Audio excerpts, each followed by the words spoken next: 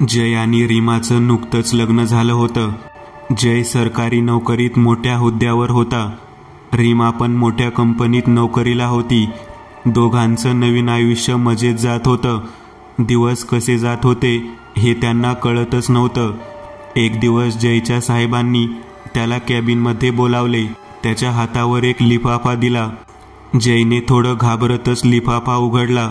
आत लेटर होतं त्याच्या बढतीचं. त्याचा हुद्दा अजून एक पायरी वर गेला होता, पण त्याची बदली दुर्गम अशा खेडेगावात झाली होती. बढतीमुळे जय खुश झाला होता, पण बदली दूरवर झाली होती, त्यामुळे तो थोडा नाराज होता. आता कुठे त्याचं नवीन आयुष्य सुरळीत चालू झालं होतं आणि इतक्या लगेच अशा अनोळख्या ठिकाणी जाणं त्याला रुचत नव्हतं. त्याने बदली थांबवण्यासाठी भरपूर प्रयत्न केले, पण नोकरीत नवीन असल्यामुळं तो ती थांबवू शकला नाही. 2-3 दिवस जयची चाललेली घालमेल रीमाने ओळखली. ती त्याला म्हणाली, बदली झाली तर इतकी काळजी करू नकोस. आपण दोघं एकत्र असल्यावर काय अडचण आहे. आपण जाऊया. 1-2 वर्षांनी परत बदली होईल, तेव्हा मुंबईत करून घेऊ. जय बोलला, तुझ्या नोकरीचं काय? अरे कालच मी HR बोलली.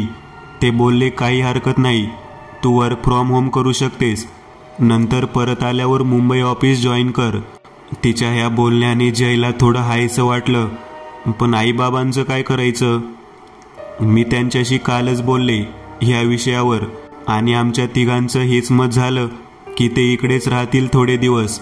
तिकडच्या डॉक्टरांची माहिती झाल्यावर आणि सगळं सुरळीत झालं की ते येतील नंतर सावकाश. रीमाच्या उत्तराने जय चांगलाच सुखावला.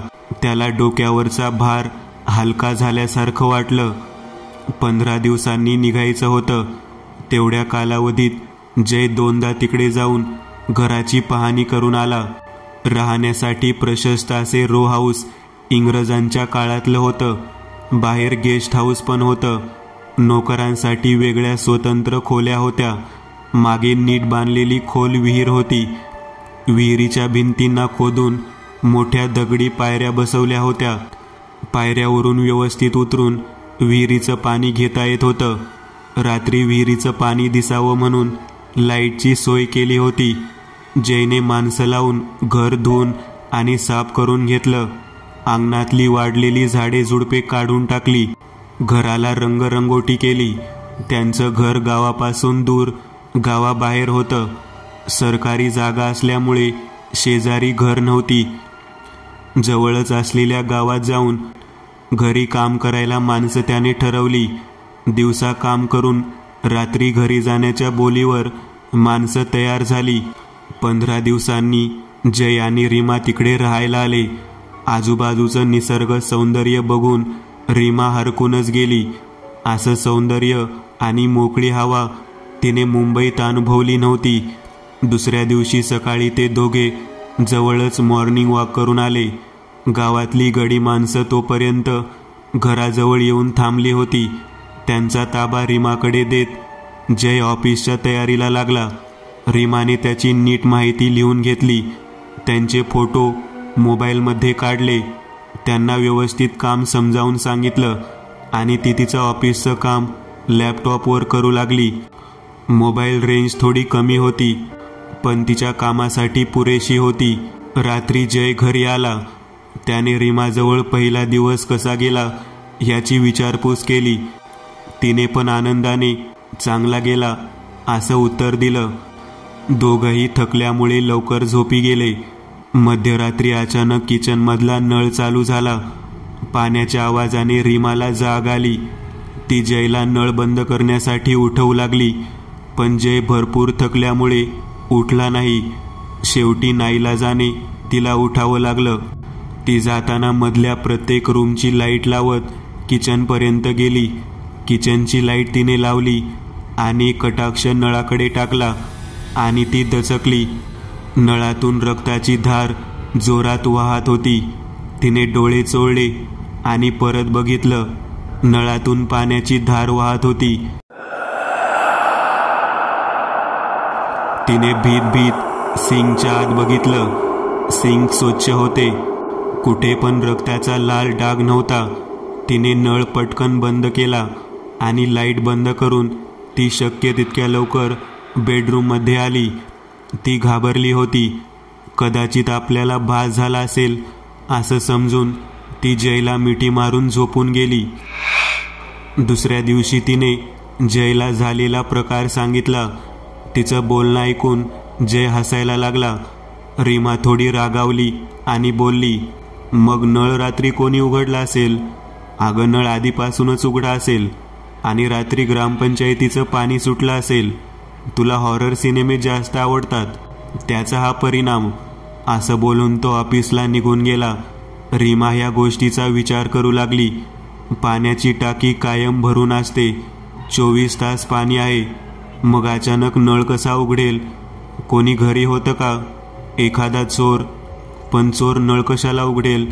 असे नाना विविध प्रश्न तिच्या मनात येऊ लागले. विचारांनी तिचं डोकं गरगरायला लागलं. तितक्यात तिचा ऑफिसचा फोन आला आणि ती ऑफिसच्या कामात मग्न झाली. संध्याकाळी रीमा थोडी फ्री होती. आपल्या मोबाईलवरून तिने घराचे सेल्फी काढले, व्हिडिओ शूट केलं. तो फोटो आणि व्हिडिओ तिने तिच्या मित्रमंडळींना शेअर केला. आईबाबांना पण पाठवून दिला. सगळ्यांनी घराचं कौतुक केलं. त्यामुळे रीमा थोडी सुखावली. असेच 5 दिवस गेले. 6व्या दिवशी मध्यरात्री अचानक काहीतरी फुटण्याचा आवाज आला. त्या आवाजाने दोघेही जागे झाले. आवाज दिवाणखान्यातून आला होता. जय पटकन उठला आणि दिवाणखान्याकडे जाऊ लागला. रीमा पण घाबरून पळत त्याच्या मागे गेली. दिवाणखान्यात जाऊन बघतात तर काय, ड्रेसिंग टेबलच्या आरशाला तडा गेला होता. वरपासून खालीपर्यंत आरसा असा कसा फुटला याचा विचार दोघं करू लागले. दिवाणखाना 4 बाजूंनी बंद होता आणि खिडकीला जाळी बसवली होती. कुठची वस्तू लागून फुटावा तर जमिनीवर काहीच पडलं नव्हतं.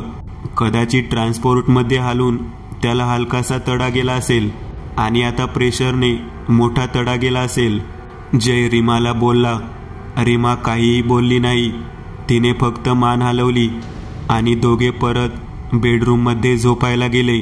सकाळी दोघं त्याच विचारात होते. रीमा घाबरू नये म्हणून जय तिला ट्रान्सपोर्टने काच फुटली असेल असं परत परत सांगत होता. रीमा काही बोलली नाही, पण तिला जयचा तर्क पटत नव्हता. आदल्या दिवशी तिने ती काच स्वच्छ पुसून काढली होती. जर हलकासा तडा जरी असता तर तो तिला दिसला असता. संध्याकाळी जय लवकर घरी आला. रीमाला हलकं वाटावं म्हणून तो तिला फिरायला घेऊन गेला. पुढचे 4 दिवस शांत गेले. 11व्या दिवशी मध्यरात्री विहिरीत काहीतरी जोरात पडण्याचा आवाज आला. कोणीतरी विहिरीच्या काठावरून खाली खोल विहिरीत उडी घेतली असा आवाज होता. जय रीमा दोघेही घाबरले. जयने उठून लाईटचं बटन चालू केलं. लाईट गेली होती. त्याने जवळच ठेवलेला टॉर्च चालू केला. रीमाने पण दुसरा टॉर्च चालू केला. दोघांच्या टॉर्चच्या उजेडाने बरंच स्पष्ट दिसत होतं. ते दोघे घराच्या मागे हळूहळू गेले. जाताना जय, कोण आहे तिकडे असा आवाज देत होता, पण कोणाचं प्रत्युत्तर आलं नाही. विहिरीजवळ दोघे गेले. चालताना जयच्या चप्पलमध्ये खडा गेला म्हणून जय थांबला आणि तो खडा काढू लागला. तोपर्यंत रीमा विहिरीजवळ पोहोचली. तिने विहिरीच्या आत टॉर्च मारला आणि पाण्यात कोण दिसतं का हे बघू लागली. पाण्यात एका बाजूला 6-7 जण होती आणि ते तिच्याकडे वर बघताना तिने पाहिले. पूर्ण पांढरे, जसा काय त्यांना पांढरा रंग लावला आहे. त्यांचे केस पण पांढरे आणि कपडेही पांढरे होते. रीमा घाबरून ओरडली आणि मागे पळत जयला तिने मिठी मारली आणि बोलली, विहिरीत माणसं आहेत. जय पटकन विहिरीजवळ आला आणि त्याने विहिरीत टॉर्च मारला, पण विहिरीत कोणी नव्हतं. तो रीमाला बोलला, विहिरीत तर कोणी नाही आहे. रीमाने पण आपला टॉर्च विहिरीत मारला. आता दोघांच्या टॉर्चच्या प्रकाशाने विहिरीतलं स्पष्ट दिसू लागलं. आत कोणीच नव्हतं. विहिरीचं पाणी पण शांत होतं. कसल्याही प्रकारची हालचाल पण नव्हती. रीमा बोलली, मी बघितलं त्यांना, आत ते होते. त्या दोघांनी बराच वेळ टॉर्च विहिरीत मारला, पण त्यांना कोण पण दिसलं नाही. दोघं बेडरूममध्ये परत आले. रीमा खूप घाबरली होती. ती जयला सारखी सांगत होती की तिने विहिरीत माणसं बघितली होती. जयने तिला शांत केलं आणि आपल्या कुशीत झोपवलं. दुसऱ्या दिवशी दोघंही गप्प होते. आज त्यांना राहायला येऊन 12 दिवस झाले होते. कोणी कोणाशी फारसं बोललं नाही.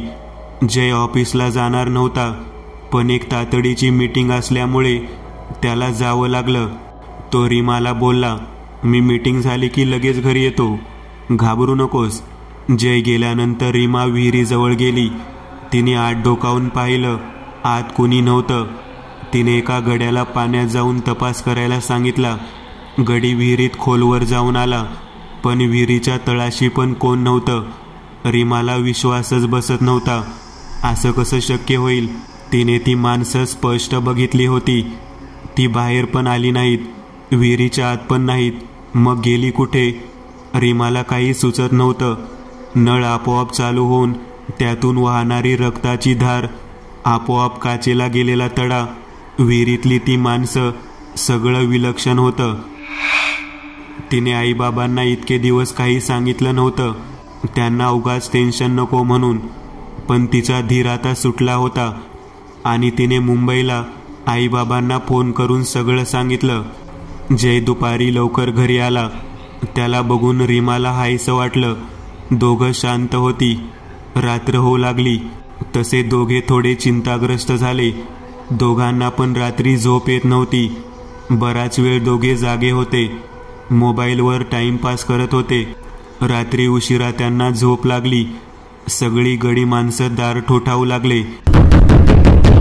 तेव्हा त्यांना जाग आली. रात्री काहीच घडलं नाही ह्या कल्पनेने दोघं सुखावली. कालचा 12वा दिवस शांत गेला म्हणून दोघे खुश होते. रीमाने मोबाईल चार्ज करायला ठेवला, पण लाईट गेली होती. दोघांचे मोबाईल लो बॅटरी दाखवत होते. संध्याकाळ होत आली होती. अजून लाईटचा पत्ता नव्हता. दोघांचे मोबाईल कधीच बंद झाले होते. गडी माणसं आज लवकर घरी गेली. रात्र झाली, पण लाईट अजून आली नव्हती. रीमा जयला बोलली, मला फार भीती वाटते आज. आपण इथून जाऊया का? पाहिजे तर तुझ्या ऑफिसमध्ये जाऊ. जय हसला आणि बोलला, त्यापेक्षा आपण बाहेर जेऊया आणि लॉंग ड्राईव्हला जाऊ. रीमाला कल्पना आवडली. दोघे तयार झाले आणि कारमधून जायला निघाले. कार काही केल्यास सुरू होत नव्हती. जयने बराच वेळ प्रयत्न केला, पण ती चालू झाली नाही. निराश होऊन दोघं कारमधून उतरले. दोघांच्या मोबाईलची बॅटरी उतरली होती. जवळपास घर नसल्यामुळे दुसरी काही मदत मिळणे पण शक्य नव्हतं. दोघं कुलूप उघडून घरात आले. जेवण तयार होतं. दोघंही मेणबत्तीच्या प्रकाशात जेवली. जयने बॅटरीच्या उजेडात सगळ्या खोल्या बंद केल्या. बाहेर येऊन तो फाटकाचा दरवाजा बंद करत असताना त्याचं सहज लक्ष आकाशाकडे गेलं. आकाश स्वच्छ होतं, पण चांदणं दिसत नव्हतं. त्याने सगळीकडे नजर टाकली, पण चांदणं कुठेच नव्हतं. त्याच्या लक्षात आलं, आज अमावास्या आहे. रीमा घाबरू नये म्हणून त्याने ही गोष्ट तिला सांगितली नाही. दोघं झोपायला गेली. सगळीकडे भरपूर शांतता होती. दूरवर कुत्र्यांचं रडणंही शांतता भेदत होते. दोघे झोपून गेले. रात्री रीमाला कोणीतरी घुसमटत असल्यासारखं वाटलं. तिने डोळे उघडले. बाजूला बेडवर जय नव्हता. तिला हॉलमधून थोडा उजेड येताना दिसला. ती बॅटरी घेऊन हॉलमध्ये गेली आणि समोरचं दृश्य बघून अर्धमेली झाली. हॉलच्या मध्यावर जय झोपला होता. बाजूला मेणबत्ती लावली होती. तो जागाच होता, पण तो उठू शकत नव्हता. तो प्रयत्न करत होता, पण त्याचे हातपाय हलत नव्हते. त्याची घुसमट चालली होती. त्याच्या अवतीभोवती तीच पांढरी माणसं बसली होती. असं वाटत होतं की सगळी कोणाच्या तरी मैताला जमली होती. ती खाली मान घालून हुंदके देत होती. ती जयजवळ जायचा प्रयत्न करू लागली, पण तिला कोणीतरी धरून ठेवलं असं वाटू लागलं. तिला कोण दिसत नव्हतं, पण तिला पकडलं आहे असं जाणवत होतं. जयची पण तीच हालत होती. ते दोघे एकमेकांकडे बघत होते, पण काही करू शकत नव्हते. दोघांच्या डोळ्यातून अश्रू वाहत होते. बराच वेळ प्रयत्न करून जय थकला होता. त्याचा प्रतिकार कमी झाला होता. अचानक रीमा खाली बसली. कदाचित तिला खाली बसवलं गेलं. तिच्या माथ्यावरचं कुंकू आपोआपच पुसलं. तिचं मंगळसूत्र तुटून खाली पडलं. तिचे हात जमिनीवर आपटू लागले. तिच्या बांगड्या फुटेपर्यंत ते आपटत राहिले. दोघंही मदतीसाठी ओरडत होती, पण जवळपास वस्ती नसल्याने त्यांचा आवाज हवेत विरून गेला. अचानक तिचे केस कोणीतरी ओढू लागले. ती वेदनेने ओरडू लागली. जय पण ओरडू लागला.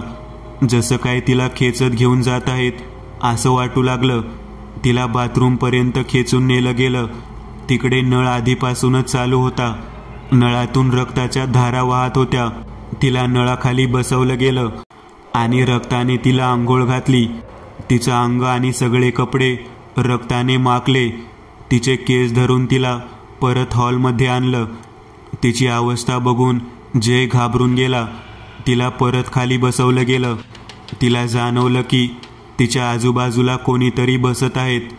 तिने हलकासा कटाक्ष टाकला.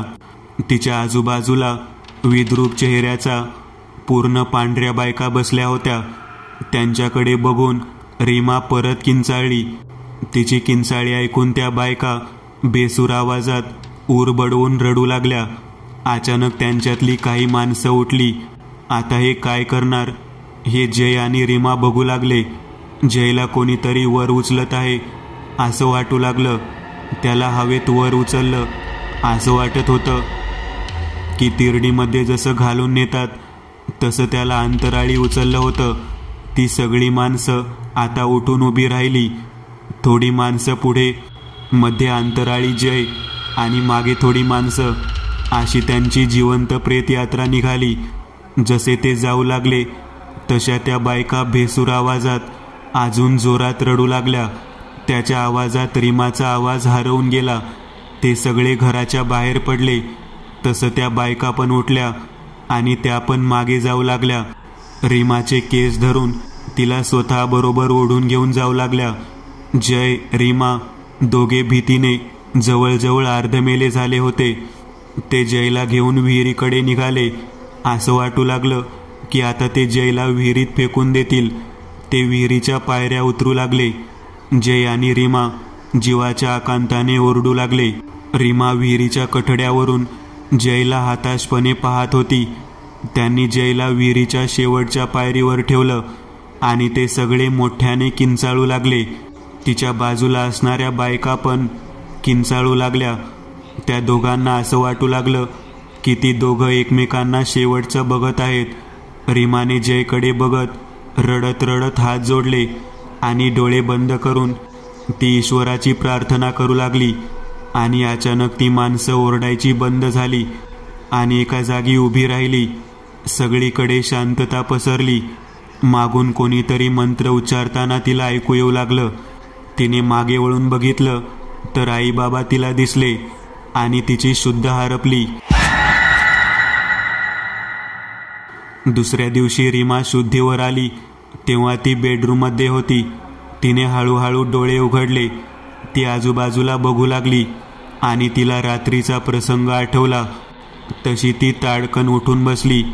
जय कुठे आहे, जय कुठे आहे असं ती ओरडू लागली. आईबाबांनी तिला शांत केलं. तितक्यात जय बेडरूममध्ये आला. त्याला ठीकठाक बघताच तिने त्याला मिठी मारली आणि ती आनंदाने रडू लागली. आई तिच्या पाठीवरून हात फिरवून तिला शांत करू लागली. थोड्या वेळाने ती शांत झाली. तिने विचारले, आई बाबा तुम्ही रात्री अचानक कसे आलात? सांगतो सगळं. तुम्ही दोघं आधी खाली बसा. आणि त्यांनी गुरुमाऊलींना हाक मारली. गुरुमाऊली आणि त्यांचे 2 अनुयायी आत आले. बाबा पुढे सांगू लागले, रीमाने परवा आम्हाला फोन करून झालेले प्रकार सांगितले. तिचं ऐकल्यावर आम्हाला वेगळा संशय आला. आम्ही गुरुमाऊलीला ही गोष्ट फोनवर सांगितली. ते म्हणाले काहीतरी गडबड आहे. मला जागा दाखवली तर मी नक्की काय ते सांगू शकतो. रीमाने आम्हाला घराचे फोटो आणि व्हिडिओ पाठवले होते. आम्ही ते त्यांना दाखवले. ते बघताच त्यांनी लगेच घर सोडून द्या असा सल्ला दिला. दुसऱ्या दिवशी म्हणजे काल अमावस्या होती. त्या दोघांना अमावस्याची रात्र भारी पडणार आहे. रात्र होण्याच्या आतच घर खाली करा असं ते बोलले. आम्ही काल तुम्हाला फोन करून दमलो, पण दोघांचे फोन बंद लागत होते.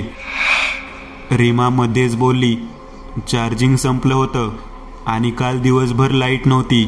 बाबा पुढं सांगू लागले, आम्ही गुरुमाऊलींना हे सांगितलं आणि आम्ही स्वतः जाऊन त्यांना घेऊन येतो असं बोललो. आम्हाला पोहोचायला रात्र होणार होती. माऊलींनी पुढचं संकट ओळखलं आणि ते स्वतः आमच्याबरोबर यायला तयार झाले. आम्ही रात्री लवकर पोहोचलो असतो, पण वेळ खराब असली की सगळी कामं खराब होतात. रस्त्यात आम्हाला इतकी ट्रॅफिक लागली की त्यामुळे आम्ही 4 तास उशिरा पोहोचलो. घरी आलो तर घर उघडं होतं, म्हणून आम्ही तुम्हाला शोधू लागलो. माऊली मंत्रजाप करत घराच्या मागे जाऊ लागले. तसे आम्ही सगळे त्यांच्या मागून गेलो. बघतो तर तू विहिरीजवळ उभी होतीस आणि आम्हाला बघताच खाली कोसळली. आम्ही विहिरीच्या जवळ जाऊन बघितले तर जय विहिरीच्या आत शेवटच्या पायरीवर आडवा पडला होता. तो जागा होता, पण अतिशय थकल्यामुळे उठू शकत नव्हता. रीमाने विचारलं, हे सगळं काय होतं? बाबांनी माऊलींकडे बघितलं आणि हात जोडून बोलले, माऊली तुम्हीच याचं उत्तर द्या. सगळे माऊलींकडे बघू लागले. माऊली गंभीर आवाजात बोलू लागले, ही जागा, ज्या जागेवर हा बंगला, विहीर आणि आजूबाजूचा परिसर आहे, पूर्वी इथे कब्रिस्तान होतं. इंग्रज सरकारने त्यावर हा बंगला बांधला. मागे विहीर खोदली. इंग्रजांचं राज्य होतं तेव्हा इकडे छळछावणी होती. पकडलेल्या आरोपींचे आतोनात हाल केले जात असत. गावापासून दूर असल्यामुळे कोणी विशेष इकडे येत नव्हतं. बायकांना पळवून आणून इकडे त्यांच्यावर पाशवी अत्याचार केले जात असत. प्रतिकार करणाऱ्या आरोपींना विहिरीत बुडवून मारून टाकत असत आणि विहिरीच्या बाजूलाच पुरत असत. बरेच जण इकडे तडफडून मेले आहेत. इंग्रज गेल्यानंतर हा बंगला सरकारच्या ताब्यात आला. सकाळी मी गावात जाऊन ही माहिती गोळा केली. तुम्ही दोघं नशीबवान म्हणून या फेऱ्यातून सुटलात, नाहीतर सकाळपर्यंत तुमचं काही खरं नव्हतं. काल तुम्हाला या घरात राहून 13 दिवस झाले होते आणि ते सगळे तुमचं काल 13वा घालणार होते. रीमा बोलली, मग ते रक्ताची आंघोळ हे काय होतं? मी आणि जय स्वच्छ कसे झालो? माऊली बोलले, हा सगळा त्या फेऱ्यातला भाग होता. तुम्ही त्या फेऱ्यातून सही सलामत बाहेर आलात, म्हणून झोपताना जसे होता तसेच बाहेर आलात. तुमचा काळ आला होता, पण वेळ आली नव्हती. चला आता आपल्याला शक्य तितक्या लवकर इकडून निघावं लागेल. जय आणि रीमा माऊलींच्या पाया पडले. त्यांनी सामान बांधलं. काल चालू न होणारी कार आज पहिल्या प्रयत्नात सहज चालू झाली आणि ते सगळे परत मुंबईला निघाले. मित्रांनो, आज पुरतं एवढंच. तुम्हाला जर काही गोष्ट आवडली असेल तर नक्की लाईक करा. तुमच्यापैकी बरेचसे जण व्हिडिओ लाईक न करताच पळून जातात, पण हा जर व्हिडिओ तुम्ही लाईक केला तर मला जरा बरं वाटेल आणि असेच भारी भारी व्हिडिओ बनवायची माझ्यात एनर्जी येईल. त्यामुळे नक्की लाईक करा आणि अजूनही कोणी या चॅनलला सबस्क्राईब केलेलं नसाल तर लगेच सबस्क्राईब करून टाका आणि बाजूची घंटी ती मात्र दाबायला विसरू नका. देवाची घंटी आहे ती. चला तर मग पुन्हा भेटूया अशीच एक आगळी वेगळी गोष्ट घेऊन पुढच्या